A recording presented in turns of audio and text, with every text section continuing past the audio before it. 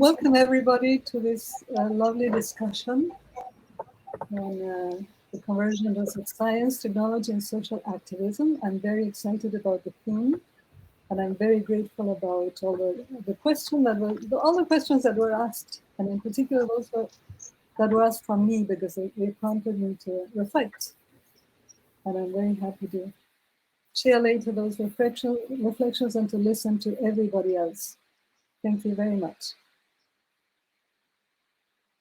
Oh, I should introduce myself, sorry. I'm a computational linguist, an expert in AI, one of the 15 founders of Logic Programming. And I'm a mother, a musician, a writer, a dancer. Voila. On to the next person.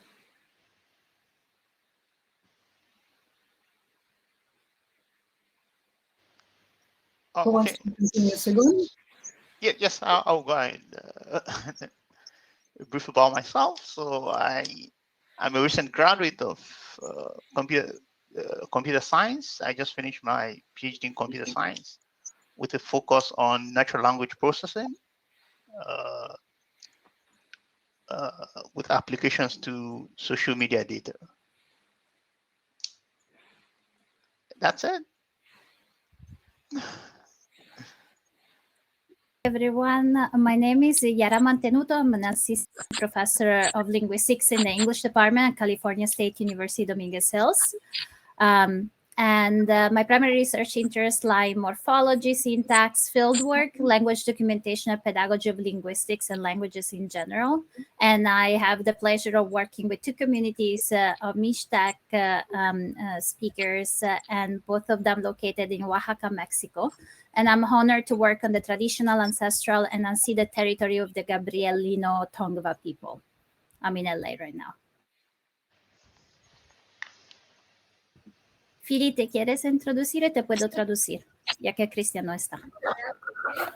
Muchas gracias, Yara. Me salvaste la vida. Mi nombre es Luis Filiberto Altamirano, hablante de la lengua mixteca, Otumsavi. My name is Fili. My name is Fili. Fili. My name is Luis Filiberto Altamirano, and I'm a speaker of the Mixtec language. Go ahead. Puedes continuar, perdón. Significa lengua de la lluvia. Which means language of the rain. Ajá. Soy estudiante graduado de Ingeniería Mecánica Eléctrica y también profesor de teatro y taekwondo en las comunidades. I got my BA in electronic and mechanical engineering. I'm also a teacher of theater and an instructor of taekwondo. Y pues trabajo mucho en las comunidades con los niños y jóvenes en Oaxaca. Así.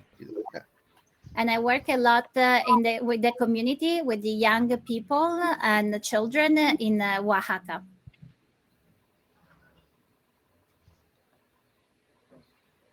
Nada más, creo. Nice to meet you all. Sorry, there is a little bit of delay every time.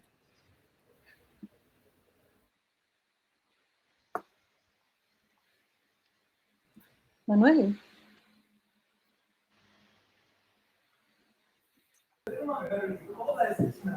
Should I give introduction? Okay.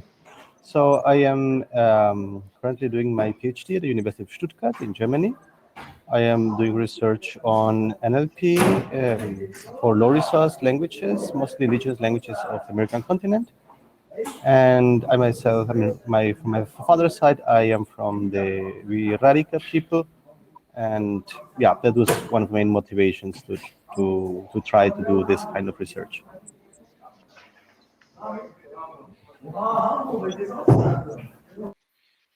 Now, someone should take over the questions until Christian shows up. Who can do that? Adam? Stefan? I can read them off the script that we have if you want. Go ahead, I think we should do that. Okay. Sí. We already introduced ourselves, so I'm gonna start with a question about like towards me, I guess, because I'm the first one that should answer this question, which is what are the main difficulties you have found as a researcher of minority languages in both technical and human terms? And so my answer is the following. Well, first of all, thank you everyone for dealing with all these technical issues, and nice to meet you all. I'm honored to be here. I'm answering this question based on my positionality, something that is very helpful, especially for like me, a non-Indigenous academic working on an Indigenous language in an Indigenous space. Of course, things change if you're an Indigenous person from the same community, an Indigenous person from a different community, and or an Indigenous person that is also a researcher. But for more information on this topic, I actually leave you with a reference of an edited volume written by Southern Mexican linguists called Reflexiones teóricas en torno a la función del trabajo de campo en lingüística antropológica, contribuciones de investigadores indígenas del sur de Mexico by Emiliana Cruz. Moreover, I do not think I face a lot of technical or human difficulties, but most of the difficulties I face are actually normative in nature. I'm an academic in the US, and I had to make sure to be knowledgeable of the literature written in both Mexico and the US, in both English and Spanish. Many times, it is hard to find some of the literature because of the division between what we call the global North and the global South, where the literature of some countries is pushed farther than the other one. And when I talk about literature, is because I'm an academic, but really this is also the technological knowledge. That's something that happened in the global South is rarely pushed at the same level as what happened in the global North. But we need to overcome this not helpful division and make it a norm, something that has value for new generations of scholars and scientists. From an academic point of view, we unfortunately have demands from academia that do not take into account collaborative and community work. And most likely, the same is seen in industry and government, though I do not feel qualified to talk about those fields. In academia, we have to balance the demand we have for publications and conferences with the products of collaborative work and workshops that we want and we should be doing with the community we work with. As external academics and scientists, we need to give back. We cannot only take. We are privileged to learn from Indigenous peoples and be welcome, but to be honest, our articles and presentations do not count for much. Generally, we need to create products that are decided by and with the community. And for us, those products do not count towards tenure or promotion or personal income. My personal call here is for change of the normative to recognize the collaborative work that we do as work and not as volunteering. I'm happy to chat more about this part if anyone has an interest in it. We're sending the wrong message to new generation of scholars and scientists if we don't do that. Going back to the main question, the technical problems are really mostly normative problems in my case, and they require change to change the discourse that we have on collaborative work and value prioritizing community and collaborative work as being part of academic work. We cannot do the latter without the former. In human terms, I have never had any difficulties. If anything, I had the joy of learning cultures, histories, and languages different from my own that have enriched me as a person. I hope I answered the question, and I'm happy to chat more about it later. So now I can move on and ask a question to the next person, who's Manuel. Yeah, I'm just going a bit faster so we catch up on the time. Yeah. So I'm going to ask a question to Manuel. By the way, I love Stuttgart, so really nice place to be. And the question for Manuel is, what does it mean to you as a native minority language speaker to be working on these topics? Do you feel it is an advantage? Well, first I have to clarify that I am not a native speaker of this language. I'm part of the community because my dad is from the community, but I was a little bit grown up in distance because I was born and grew up in Mexico City. So my community is far, far away from Mexico City, in the middle of the mountains. I've been in touch with them, but exactly that was one of my main motivations to try to do research on natural language processing and computer linguistics for studying my own language, because I think that I have an important responsibility and towards not only preservation, but also giving the rights to my family, to my community members, to have the same tools available that we have, for example, for English or Spanish, that we don't need. For example, it seems to be today really normal to have a orthographic corrector in any application, or maybe a web browser that we can use each day, and that is not true for so many languages in the world. So the big advantage is, I guess, the motivation, that I am aware of the needs. I have also really in good contact with a lot of speakers. I myself know a little bit of the language, not because I learned it from when I was young, because I'm taught with my family, and they teach me from time to time. But it's an incredibly difficult language, and that is also something that I learned afterwards, that many of these the models that we have in the natural language processing community, mostly AI models, they are really not well suited for our needs from our languages. So yeah, definitely it's a big advantage, but I would say the biggest advantage is the motivation I got to try to research and improve systems on it. Yeah, I don't know if that answers a little bit or the question. Yeah, That's a wonderful answer. Yeah, no, that's a wonderful answer. And I think it's really telling about the interest when it comes within the community. And you are the community, even if you might not speak fluently the language. I think that's the distinction between language and community that shouldn't exist, right? You're still part of the community. So it's impressive and encouraging to hear. The next question that I have is for Veronica. Veronica, you have devoted your life to both computer science and social activism. How do you combine these two apparently disparate activities? I look forward to hearing it.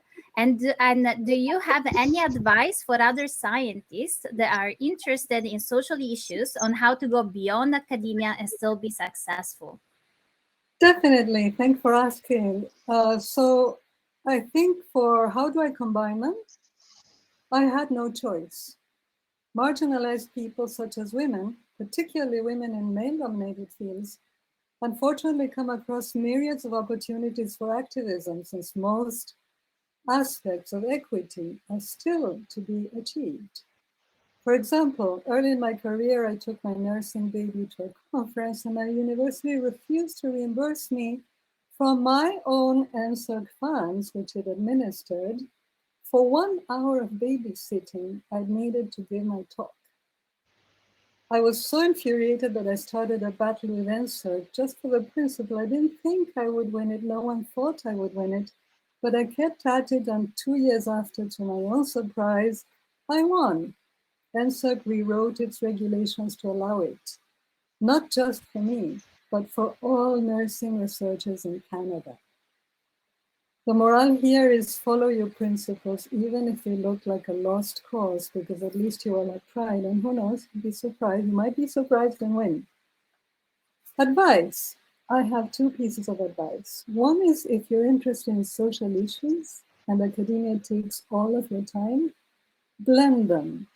Do something socially useful as part of your academic activity. For instance, I'm a computational linguist. I find useful ways of processing language automatically. So, since language diversity is being eroded at alarming speed, there are 2,895 languages endangered in this moment. So I'm generating methods to automatically generate the unknown grammars of under-resourced languages, such as indigenous languages.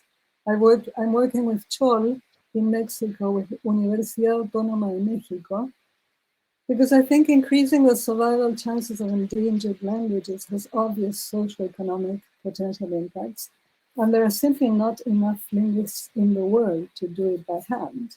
So we have to help them. Advice number 2, from your own discipline and beyond, I think the most important thing every one of us can do is advocate for equity, because I see equity as the solution and the only solution to our interlocking crisis. For instance, billionaires have footprints that are 3,000 times bigger than the good global citizens. They should be 2.3 tons of CO2 emissions if we are to stay at no more than 1.5% heating. So we have to develop indicators of equity in every area and push for every person, country, company, etc., to reduce their footprints or their indicators of inequity wherever we can find them. I think on gender equity indicators are to me most important. I can expand on that later, but I think I probably exceeded my 5 minutes. I don't know. No, you're fine. And that was very interesting and partially answered kind of my call at the beginning. So I appreciate that, how you presented and talked about your own experience. The next question is for Philly. I'm going to read it in English. Philly, perfecto. So, no necesito traducirla en español, ¿verdad? La pregunto simplemente en inglés. Okay, so I'm going to just read it for everyone in English, and Philly is already aware of the translation. You come from a minority language community that has seen the migration of their own people to look for opportunities abroad. Those who stay behind often fall into alcoholism even at young ages. From your perspective, what could the government of Mexico and Canada do in favor of those who find themselves forced to migrate? Philly. Y se te interrumpe a veces, yo puedo traducir, o si alguien quiere hacerlo, por favor, que no soy hablante nativa de ninguno de los dos idiomas. Muchas gracias. Pues mira, respecto a la pregunta, yo creo que más que nada es empatía, ¿no? Tanto gobierno como personas de cualquier lado. ¿Por qué digo esto? Porque si el gobierno de México, que es la que nos corresponde, no nos viera como una carga, ¿no? A las minorías, yo creo que tendríamos más oportunidades de salir adelante.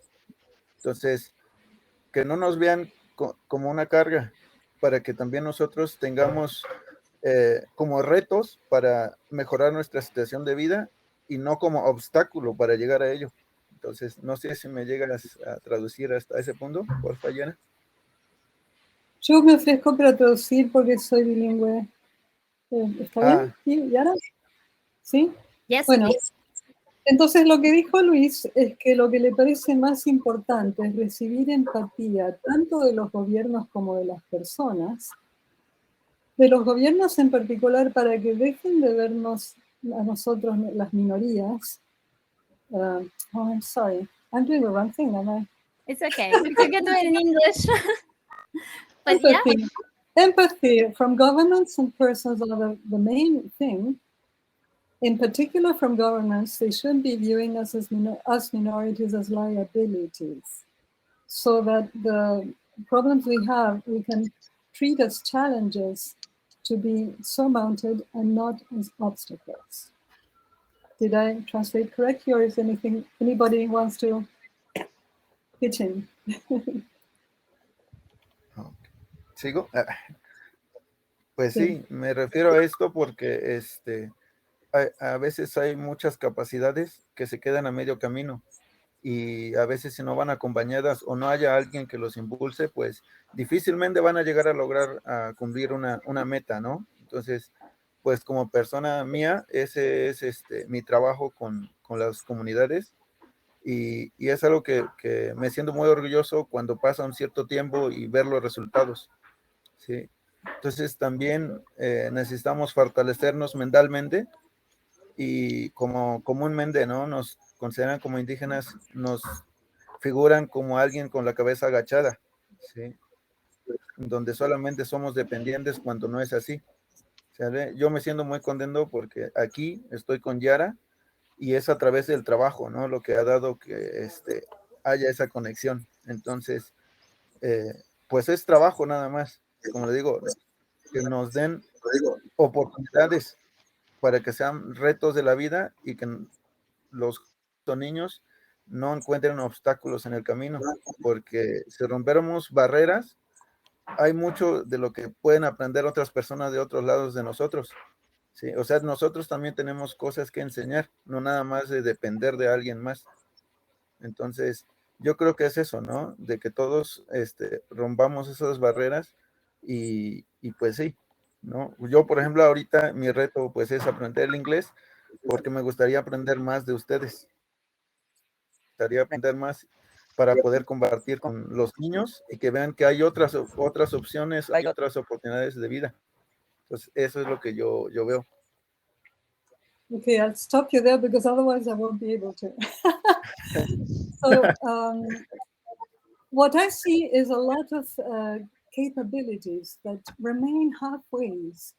And it would be nice if when somebody give us impulse, if no one gives us an impulse, it's very difficult to reach our goals. I see my work within communities, and I feel proud of the results because it's important to make ourselves stronger, to not let us be depicted as people who are submissive and dependent. I am happy with Yara through the work we're doing, this connection that has given us opportunities to help young people and children to overcome obstacles. And I see our main job as to that of breaking barriers so that people know that we have things to teach. On my part, my challenge now is to learn English because I would like to learn from you guys. So breaking barriers is the main message there.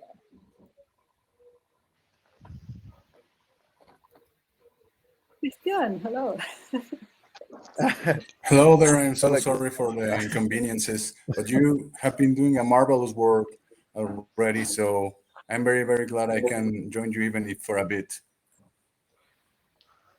So we were in the middle of Luis's intervention, and I don't know if he's finished or not, but I was translating it.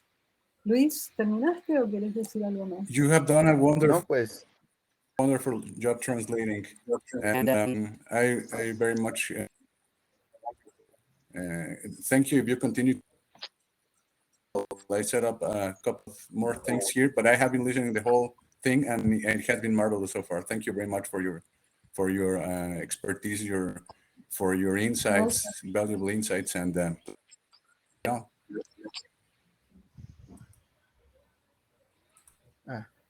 Termino. Creo. Termina. Ok, pues sí, entonces yo quiero aprovechar más que nada ese espacio, ¿no? Para hacer a lo mejor la voz de lo que muchos no se les ha dado esa oportunidad. Y si para mí es necesario cruzar fronteras y esforzarme 10 veces más que los demás, pues lo voy a hacer, lo voy a seguir haciendo y tratar de ser de esa guía para los demás. Entonces, gracias a ustedes, gracias por estar aquí y espero estar en contacto con ustedes próximamente. So I am very happy to be able to take advantage of this space, to be the voice of those who have no voice and have not had enough opportunity. I would like to help them to cross frontiers, and if I have to make an effort 10 times bigger than that of others, I'm going to do it. Thank you so much for giving me the opportunity.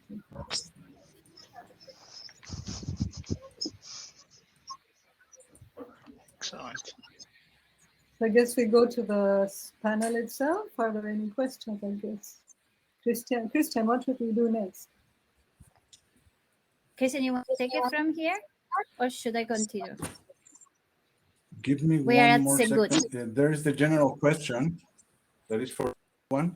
Not yet. Wait. I'm trying to... Wait, not yet. Let me... No, wait. I'm asking Seguni's question meanwhile. Okay, thank you so much, Philly, for... No, it's okay. There is a little delay. Thank you very much, Philip, for your insightful answer, and I really liked it. Segun, can you answer the following question? From your perspective, what are your ideas on how science could support the development of solutions to promote inclusion of minorities? Oh, thanks very much for the question. And the question, I will try, but I'm not sure I can do the most justice to it, because it's a very difficult question from. Oh, sorry. I made the wrong question. Apologies for that. That was the question for everyone. Apologies. I'm trying to go through my phone, which I'm old for this, so sorry. There is a more important question before that for you, Segun. Okay. You have developed award-winning research, so super important, that tackles social issues, especially hate speech detection. You did it for a dominant language. As a native speaker of a minority language, would you find it interesting to do similar research for your own language? If so, what are the hurdles you find to do so? Looking forward. Okay, thank you. So over the years, over my PhD, I have the opportunity to work on socially relevant applications with respect to social media.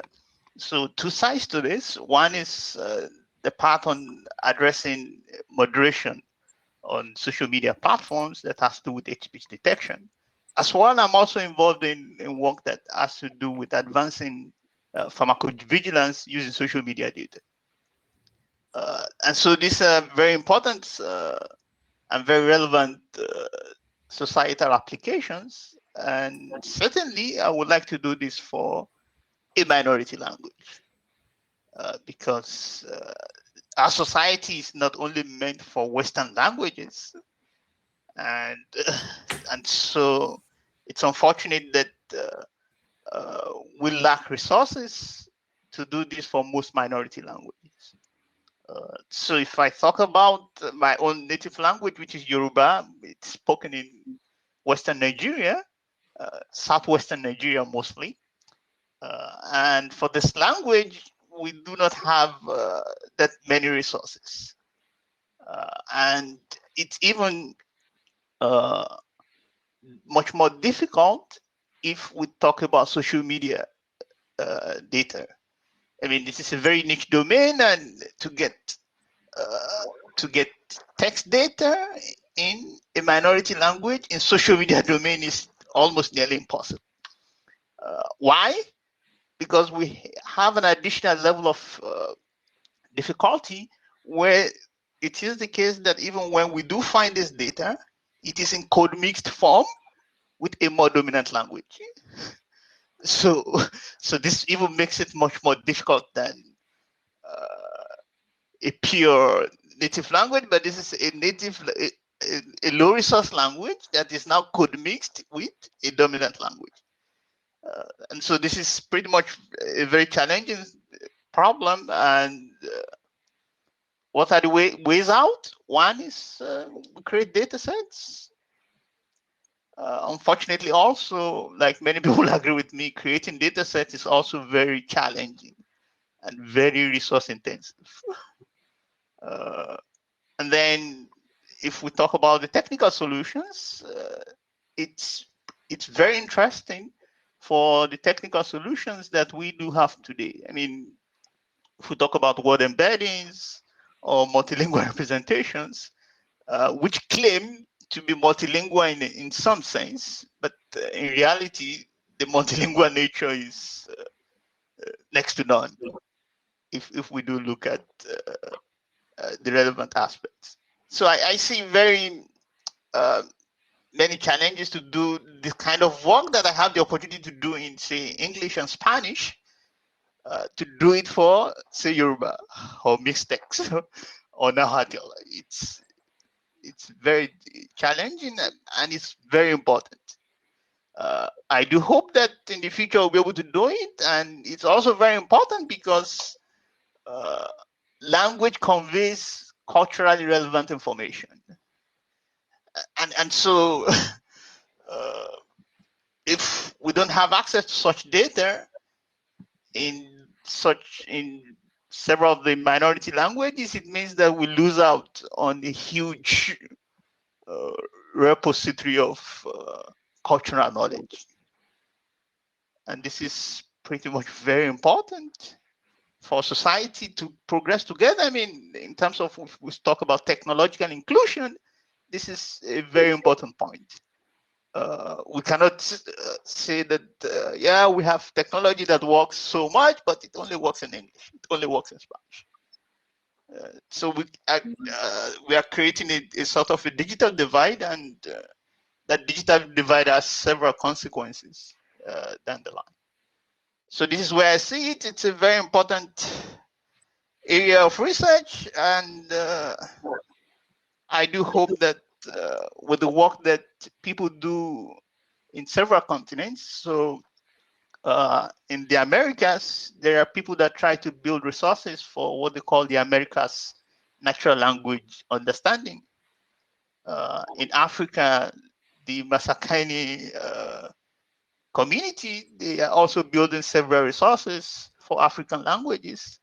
And so with this, I'm very hopeful that if this kind of community efforts continue, one day we will get there. Thank you very much. I hope I managed to answer the question. May I interject something? Thank you. Yes, please. Yes, of course. Yeah, that was a great answer. Thank you. I am really, this is such a funny coincidence because I have worked on inference of noun phrases in 2 indigenous languages. One I mentioned before is Chol. The other one is Yoruba. Oh, excellent. Yeah. So, and my position in general, it's a modest effort. Just noun phrases, we infer noun phrases, the grammar of noun phrases in Yoruba from the correct grammar of noun phrases in English, which is a way of going around the resource-intensive requirements of modern AI. Instead of relying on gazillions of data we don't have or are too expensive to get together, we use inference. And I think I would try to, I would put that forward as a question. Would inference be a better way of doing more applications for under-resourced languages? This was just an experiment because we do have grammars of Yoruba. So we generated it automatically to be able to test if the results were correct with respect to the grammars we know. Then we went to Chol where we don't have a grammar. And with informants, we checked that it did get the good results too. So I would like to put on the table this further methodology that we have, which is inference, automatic inference. I think that the reaches of big data have been grossly exaggerated, and that maybe us linguists should go back to thinking in terms of inference.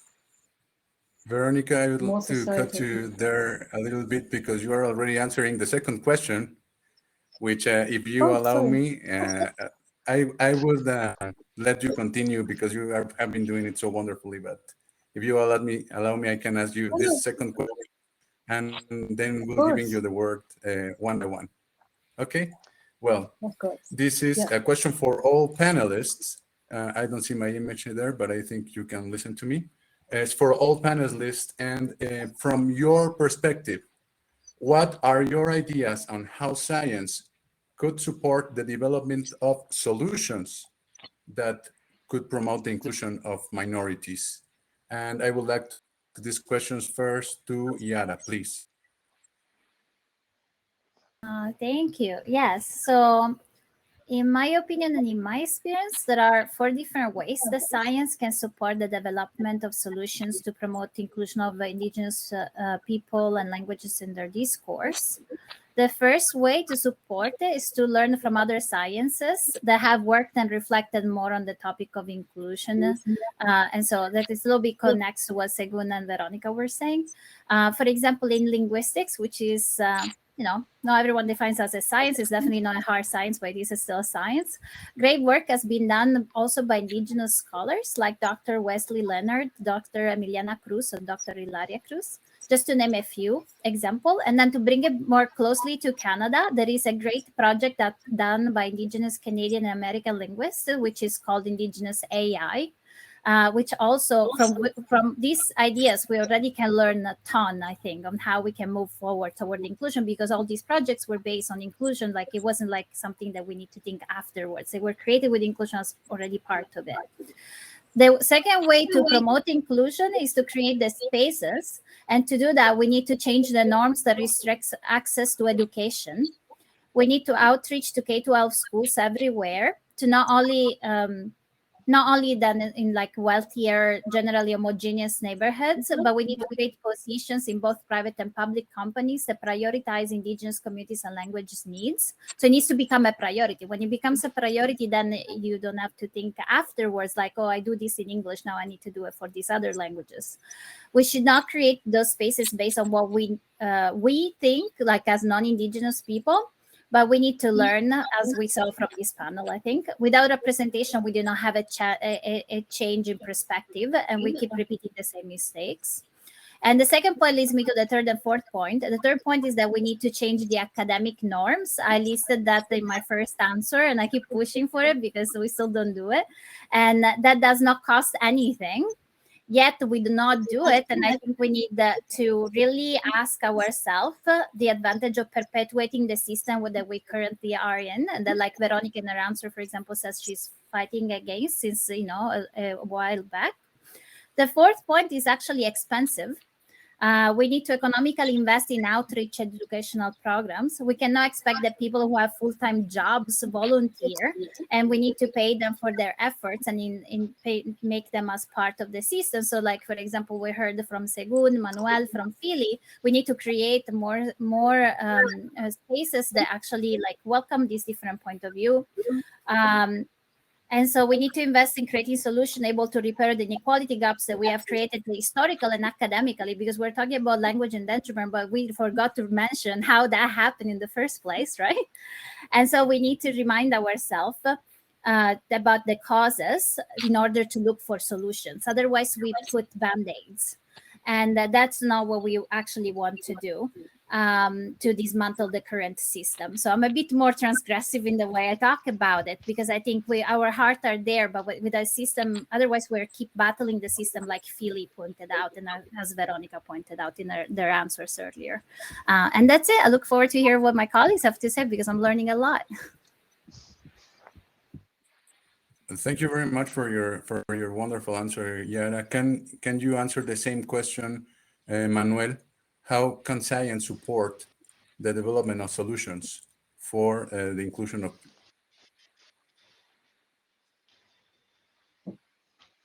Well, there are many things to do. It's hard to say where we should start. In my opinion, the first thing is that we have to invest in it. If there is no money, because economic problem is the biggest one. If there is no money to try to support people from minorities, it's not possible. I mean, if there are not funds available for financing PhD, no, there is no grants for master students that can join from those communities into science, then we will always look at from another perspective. I mean, there is this white people looking at minorities and saying how they can get included. But I mean, of course, first we have to include the minorities into the science community, and then we can start to try to think seriously about it. That does not mean that we are not able to do it before. For example, we organized this America's NLP workshop, and one of the first thing that we tried to do is trying to escape a little bit this first constraint, that is you have to know English to send article into a conference, a paper. So there is this possibility to send it in Spanish too. Of course, we would wish it was in another language, but of course it is difficult. I mean, you try hard to go in that direction, but at least it's Spanish, not English. That is closer. many communities. But yeah, I mean, there are so many things to do. And if we go to what technological aspects we want to target when it goes to, for example, in my area from NLP, we need to create a community that is able to push forward the research on the languages from the American continent. So we need people that create data sets. We need people that create grammar. We need people, researchers that goes into modeling in low resource settings that can include maybe the different ways to do modeling of problems and language.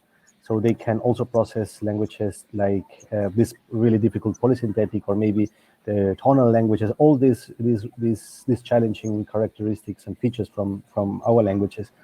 So of course, and then if we have a grammar corrector, if we have orthographic corrector, if we have good translation systems in our languages, if we have good immersion systems to learn the language, if we have good ASRs that are able to also put our voice into text. I mean, if we have all those tools, then we can say that at least our languages are going to be considered a little bit relevant, because nowadays our languages are considered to be irrelevant in the current world, and that is a problem. There is no online text. Wikipedia is kind of non-existent, and there is no job opportunities of knowing the language. So we need to push hard, but it's not going to be just from science. We are just a small piece of this entire economical system. So at least we can try from our perspective. And our try, at least in America's NLP, is trying to make community and get all the possible people interested, native or not native speakers, to try to push forward the research for our languages. Thank you very much, Manuel. Veronica, can you continue? Yes. And I'm letting you know that we have over a little less than 10 minutes, and it's mainly because of my mistakes. But in any case, if we could please speed it up a little bit so we can have the finish on time. Thank you. I'll be quick. I'll give you some pointers at the end in my shared screen that maybe can be sent by email if anybody wants them. Because my main point is we have to develop equity indicators. For instance, gender equity indicators, the percentage of societal productive work adequately remunerated, the percentage of destructive activity not appropriately contained. It's true that economics are paramount, and the inclusion of the marginalized in general, not only of minorities, because women are not a minority, they're marginalized. The inclusion of the marginalized, these people are excluded from science because they are excluded from equity to begin with. So we have to include them in society, and science needs to help there. It's very important to use some compass. And I think the main compass that I can share with you is called donut economics. Look for the book of Kate Raworth. Look for videos on YouTube about donut economics, and they graph the social equity visualization versus the ecological equity visualizations in the form of a donut. If you get the indicators of each area, that's a guideline for everybody working on equity in any aspect of science, ecology, or wherever, and society. So that's my main contribution, but please look at all the pointers I give you in my one page of pointers that I've shared as a screen, and can be, as I said, emailed to anybody who wants them. Thank you, thank you, thank you. This is wonderful.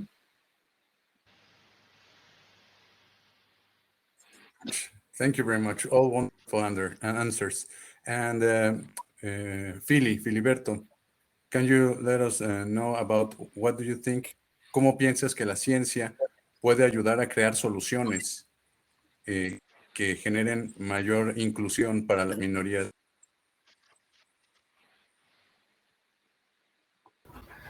Pues yo creo que muchísimo, no solamente hablando de ciencias, cosas así. En la parte de tecnología, yo creo que sería un punto muy, muy, muy fuerte, porque crearía herramientas no solamente para rescatar, sino para difundir y tener un mayor material para compartir con la misma gente hablante, ¿no? Entonces, hay mucha información que la cual ayudaría, digamos, en parte tecnológica, pues también para crear también la parte pedagógica, ¿sí? Porque falta mucho eso. O sea, nosotros como hablantes, pues sí lo hacemos, y Yara creo que es la que más experimentada y que vive esto, ya en la parte de recolección de información. Entonces, yo siento que sí, faltaría mucho eso. Y también, pues, por las carencias o el acceso que tienen las personas, pues, acercarles un poquito más la tecnología, ¿no? Para que sea un poquito más fácil aprender. Porque si no hacemos esto, pues, difícilmente, no solamente sería difícil rescatar las lenguas, sino estaríamos destinados a desaparecerlas y eso sí es muy preocupante. Entonces, yo siento que sí es un punto clave porque, como digo, sí ayudaría a crear mayor difusión e impacto a la misma población.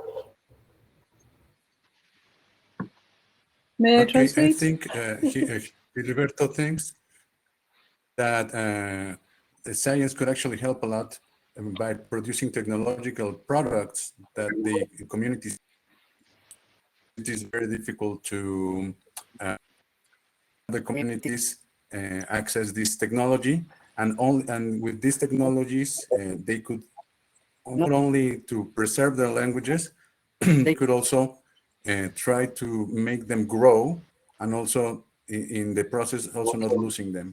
And I think he also said that Yara has been doing some work because it's very difficult to collect languages. So Yara knows about this. And I don't know if somebody else remembers something because it was a long speech. That's most of it. Technologies should be provided to the communities, to the indigenous communities, so they can access more the world and collect their languages, express their languages, and also keep them.